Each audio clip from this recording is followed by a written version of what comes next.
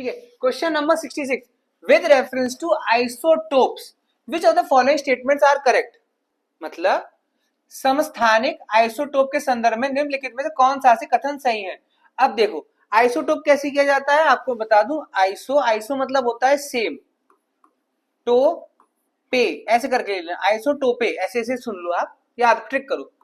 P और ई इसका मतलब same number of protons and same number of electron होते हैं। इसमें क्या होता है, प्रोटॉन और इलेक्ट्रॉन का नंबर सेम होता है। अच्छा, प्रोटॉन मतलब पॉजिटिव वाले, इलेक्ट्रॉन मतलब नेगेटिव वाले। ठीक है, प्रोटॉन जो होते हैं ये भारी होते हैं, इलेक्ट्रॉन जो होते हैं हल्के होते हैं। इतना आप ऐसे सुन लो आप, ठीक है। बट इसमें क्या होता है, different number of neutron, different number of neutron. अरे जब उसका नाम है आइसोटोप है तो पी और ई तो सेम हो गए, पर न्यूट्रॉन तो नहीं है इसमें।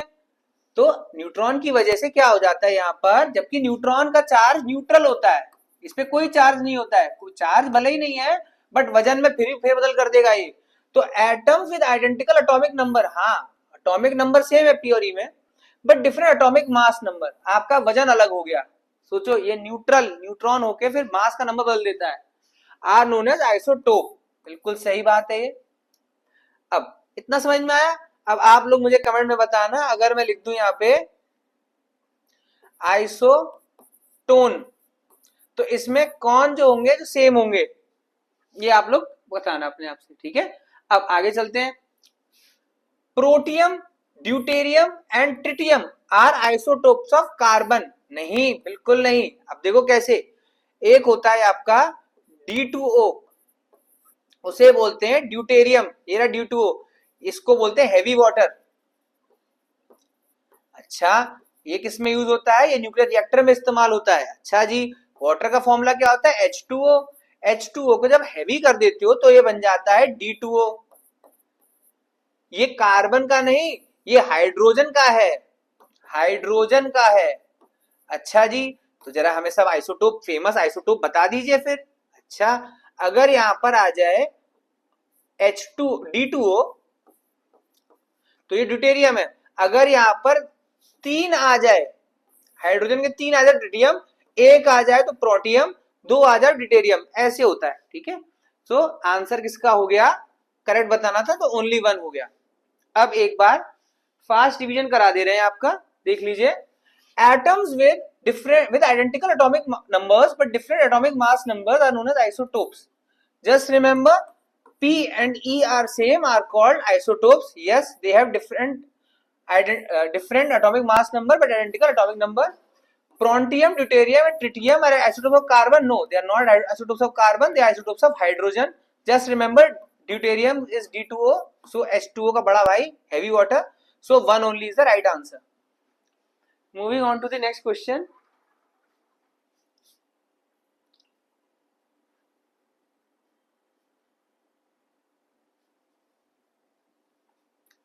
सूची 1 को सूची 2 से सम्मिलित कीजिए और सूचियों के नीचे दिए गए कूट का प्रयोग का सही उत्तर दीजिए। ठीक है, संविधान सभा की समितियों के अध्यक्ष डॉक्टर राजेंद्र प्रसाद, जेबी कृपलानी, डॉक्टर BR अम्बेडकर, जवाहरलाल नेहरू। अच्छा, इधर क्या है, union constitution committee, rules of procedure committee, drafting committee और फंडामेंटल राइट सब कमेटी। अच्छा, यहां पर कमिटी और इनके चेयरमैन को मैच करना है। अच्छा जी, चलो देखते हैं। ड्राफ्टिंग कमेटी सबको पता है, जो भी इस देश में भारत का बच्चा जानता है drafting committee doctor BR Ambedkar. तो C3 हो गया, देखो उसको ही पता है कि सबको पता है C3, तो उसने C3 सब में दे दिया, इसको नहीं पता ड्राफ्टिंग कमेटी। अच्छा, अब फंडामेंटल राइट्स की जो सब कमेटी थी ये थी, अच्छा अभी देखते हैं, union constitution committee Jawaharlal Nehru, A का 4 एक जगह आ गया। B rules of procedure committee, rules Rajendra Prasad ji देख रहे थे, B1 आ गया। तो sub committee of fundamental right है आपका JB कृपलानी, आंसर आ गया D फॉर दिल्ली। अब एक बार फास्ट तरीके से देख लेते हैं, इसको रिवीजन करते हैं।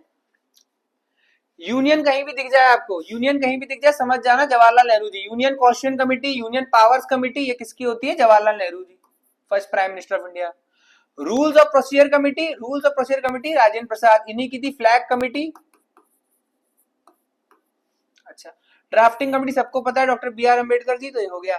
फंडामेंटल राइट, अगर सिर्फ फंडामेंटल राइट होता तो इसका होता सरदार वल्लभ भाई पटेल, बट सब कमेटी दे दिया तो उसके अंदर छोटी कमेटी, तो हो गया जेबी कृपलानी।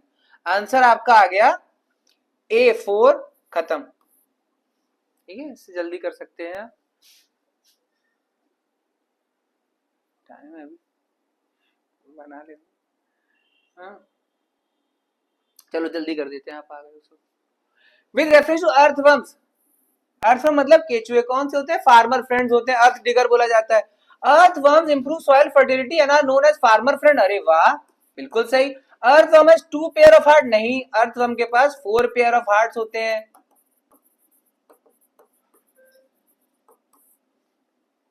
हमारे पास क्या है? हमारा जैसा दिल होता है तो हमारे दिल के 4 चेम्बर होते हैं, ठीक है। अर्थवर्म के पास 4 पेयर ऑफ हार्ट्स होते हैं, ये वाला आता है, इसका आंसर है only one, B for Bombay. चलो, एक क्वेश्चन इससे पहले भी आया था अर्थवर्म के ऊपर कि अर्थवर्म जो होता है उसकी पूरी स्किन से ही वो सांस लेता है, इसीलिए यूरिया डाल दो तो मर जाता है। अच्छा, अटल सुरंग के संदर्भ में निम्नलिखित में से कथन सही है? अच्छा ये बताइए। This tunnel is the world's longest highway tunnel. आपके पास क्या रास्ता है? आपको टिक करना ही करना पड़ेगा। आप अटल टनल के बारे में बुराई नहीं लिख सकते हो, अगर इतनी अच्छी चीज लिखी है तो ये सही होगा। आई नो नेट पे आप चेक करोगे तो आ जाएगा, नहीं वर्ल्ड लॉन्गेस्ट टनल तो चाइना में है, बीजिंग में है, कहीं है, बट आप भारत का पेपर दे रहे हो तो आपको इसे मानना पड़ेगा। हाँ, अटल टनल कहां पर है? अटल टनल आपका मनाली से ले हाईवे पड़ता है, मनाली हिमाचल प्रदेश में, ठीक है। This tunnel is build in the Pir Panjal range. हाँ, इस टनल को बनाया गया है पीर पंजाल रेंज में, आपको बोध लेना ही लेना पड़ेगा। आई नो नेट पर इसका आंसर आ रहा होगा ओनली 2, बट आपको मेरे हिसाब से आपको बोध लेना ही पड़ेगा। कल को कोई और टनल आ गया, जैसे कि अभी आपका एक बहुत फेमस हो रहा है डॉक्टर श्यामा प्रसाद मुखर्जी टनल है, चेनाब नदी पे, जम्मू कश्मीर में, इसके ऊपर भी आ सकता है। चलो ये देख लेना आप, ठीक है। इसका आंसर बोथ 1 और 2। आगे चलते हैं। Which of the following archaeological sites are related to Indus valley civilization are present day Uttar Pradesh? UP में कौन सी है? क्यों ये क्वेश्चन आया है? क्योंकि जब आपका यूपी स्पेशल का पेपर आता है तो उसमें आता है कि यूपी का क्या रिलेशन है हड़प्पन सिविलाइजेशन से। सबको पता है आलमगीरपुर मेरठ के पास ईस्टर्न मोस्ट साइट थी यूपी में, तो कोई भी हरियाणा के पास वाली है तो ये पहले भी आ चुका है। मंडी हरियाणा के पास था, ये यूपी के पास है। राखीगढ़ी हरियाणा, प्योर प्रॉपर हरियाणा है राखीगढ़ी, तो आपको 2 हटाना है, यहां से 2 हटा, ये रहा। हुलास आपका यूपी में है, आप इसमें आंसर लोगे ही लोगे 1 और 3। ये यूपी स्पेशल वाला है, इसमें आपको एक बार फिर से नेट पर जाके लिस्ट निकाल लेंगे यूपी की इंडस वैली सिविलाइजेशन की साइट्स का नाम क्या है। आजकल एक बहुत फेमस चल रही है, उसका नाम है सिनौली। बताते हैं कि पूरे साउथ एशिया सबसे बड़े कब्रिस्तान सिनौली में मिला है, यूपी में। एक बार आप देख लीजिए किस जिले में है वो।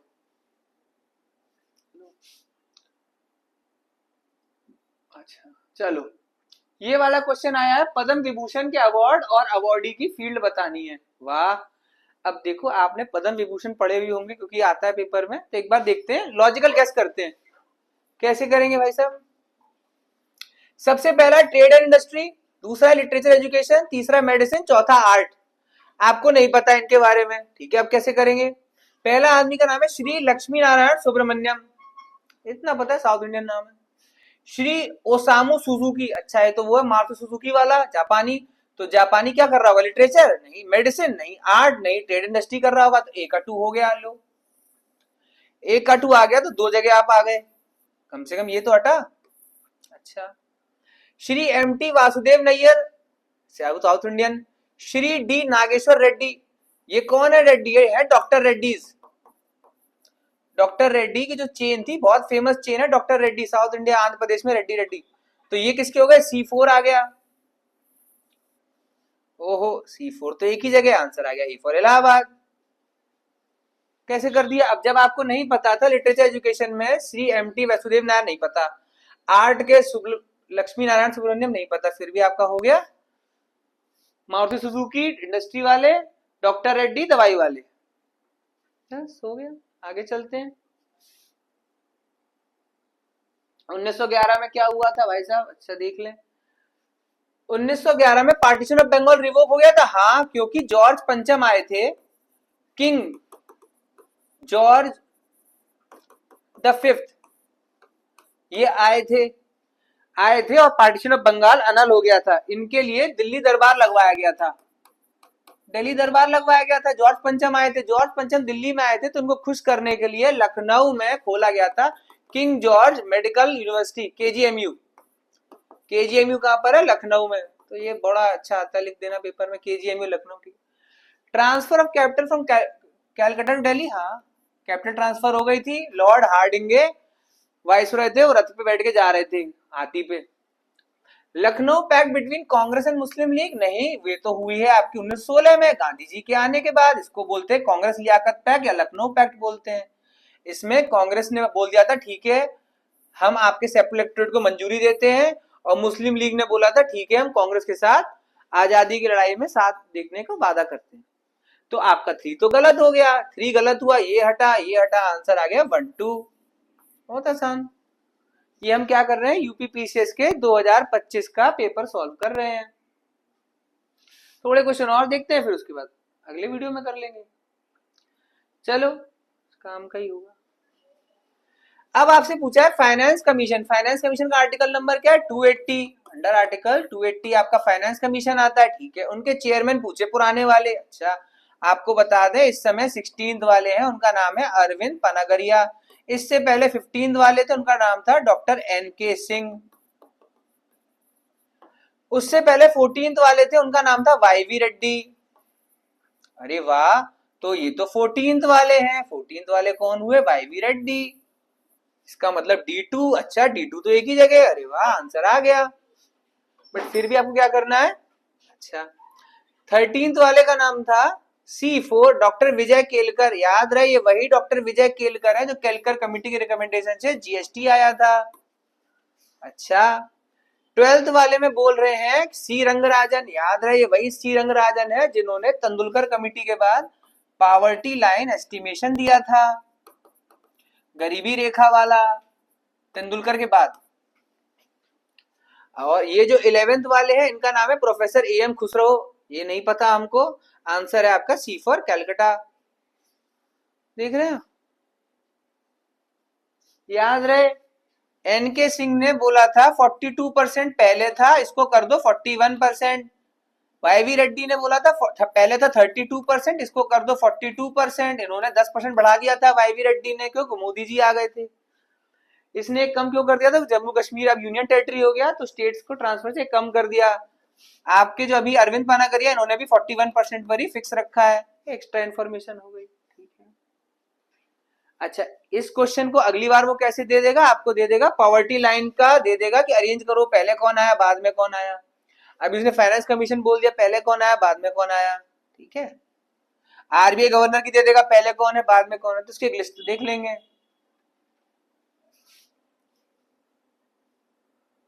आओ भैया आओ आओ, जल्दी से इस पे को कर देते हैं, ठीक है। जल्दी जल्दी। विच of the following programme scheme is not included, कौन सी नहीं है? In the media of national education policy में कौन सा नहीं है? उल्लास स्कीम, उल्लास किसके लिए है? बुढ़े लोगों के लिए। बुढ़े लोग मतलब जो स्कूल ड्रॉप आउट हो जाते हैं, जिन्होंने पढ़ाई छोड़ दी है, अब उनको मन नहीं करता क्या पढ़ने का? मन करता है। 50-60 साल ज्योतिबा फूले का मन नहीं करता पढ़ाई करने का, तो उनके लिए है अडल्ट एजुकेशन, उसका नाम है उल्लास, तो ये तो पढ़ाई वाला है। दीक्षा, दीक्षा मतलब ही होता है पढ़ाई, तो ये बच्चों की पढ़ाई वाला है, ये भी एजुकेशन है। भारत निर्माण, भारत निर्माण में है इंफ्रास्ट्रक्चर।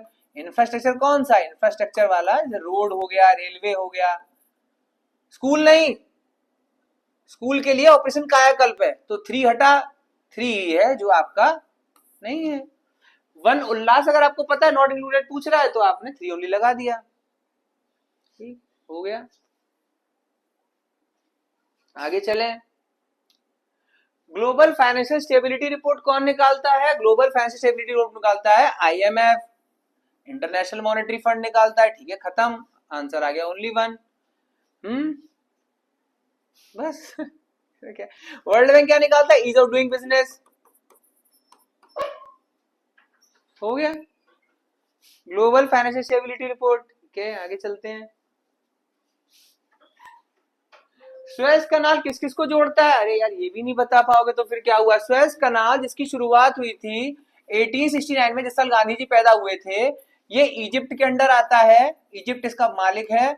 और बनाया किसने था? इंग्लैंड और फ्रांस ने।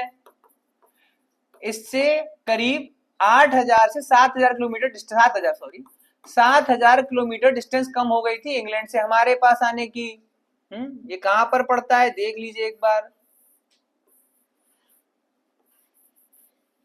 ये अगर भारत है तो ये यहां पर है भूमध्य सागर, यहां पर इस चोंच पे पड़ता है सुएज कनाल। पहले आप घूमकर आते थे ऐसे करके ऐसे, अब आप सीधे यहां से आ सकते हो। इस दूरी को 7,000 किलोमीटर कम कर दिया गया था। तो ये किसको कनेक्ट करता है? रेड सी को मेडिटेरेनियन से कनेक्ट करता है। ये रहा मेडिटेरेनियन भूमध्य सागर, ये रहा लाल सागर। खत्म कहानी, 2 3 खत्म। लो हटाओ, आगे चलते हैं। अभी तक आपके जितने भी क्वेश्चन मैं दिखा रहा हूं एक भी गलत नहीं हो रहा है। टच वुड भाई साहब। अपीको मूवमेंट कहाँ हुई थी? अपीको मूवमेंट थी आपकी कर्नाटक की। 4 आ गया। बट आपको कैसे पता? आप तो कंफ्यूज हो जाओगे। आप बोलोगे नाम से तो साउथ इंडियन है, आप 3 4 लगा दोगे। बट इसका आंसर है 4 ओनली। अब आपको याद बता दें, अपीको मूवमेंट को बोलते हैं सिमिलर मूवमेंट जो कि उत्तराखंड में चिपको मूवमेंट हुई थी। उत्तराखंड में क्या हुई थी? चिपको मूवमेंट। चिपको मूवमेंट किसकी थी? सुंदरलाल बहुगुणा और इनकी फ्रेंड थे, उनका नाम था गौरा देवी। फ्रेंड थी गौरा देवी और सुंदरलाल बहुगुणा की थी चिपको मूवमेंट। इन्होंने इसमें क्या बोला था कि जो पुराने ओक के पेड़ हैं उसे मत काटो पाइन ट्रीज लगाने के लिए। उसी की सिंपलर वो चिपको थी, इनके में अपीको बोल दिया। अपीको का मतलब भी कन्नड़ा में चिपको ही होता है। ऐसा क्वेश्चन पहले भी आ चुका है जो कि था एमपी का था, सेव द सॉइल मूवमेंट, मिट्टी बचाओ अभियान। तो आपका पीसीएस का पेपर क्या चाहता है कि जो भी लोकल मूवमेंट आई हो इंडिया में अलग अलग जगहों पे पर्यावरण को बचाने के लिए, वो सब आप देख लो। फॉर एग्जाम्पल जो अगला आने वाला है मेरा गैस है वो है राजस्थान का था। टीना डावी आईएएस जो थी मैडम, उन्होंने किया था कैच द रेन प्रोग्राम। आपके पेपर में आ जाएगा कैच द रेन प्रोग्राम कौन से राज्य का है? राजस्थान। अच्छा, अब तो इसे और डीएम भी कॉपी कर रहे हैं तो ये एमपी में भी शिफ्ट हो गया है। Rajasthan catch the rain program. अगला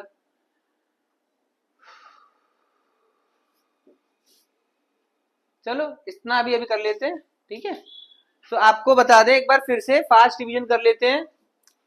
अपीको कर्नाटका डन, सुएज कनाल रेड सी मेडिटेरेनियन सी खत्म, ठीक है।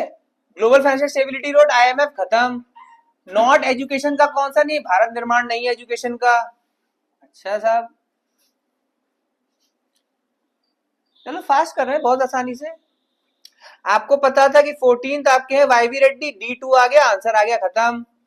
फिर इसमें पार्टीशन में लखनऊ पैक्ट नहीं हुआ था, 1916 में हुआ था, तो 1-2 हो गया इसका आंसर। इंडस्ट्री के सुजुकी साहब है, मेडिसिन के डॉक्टर रेड्डी साहब है। A2C4 A2 और ये रहा C4, ये रहा आंसर।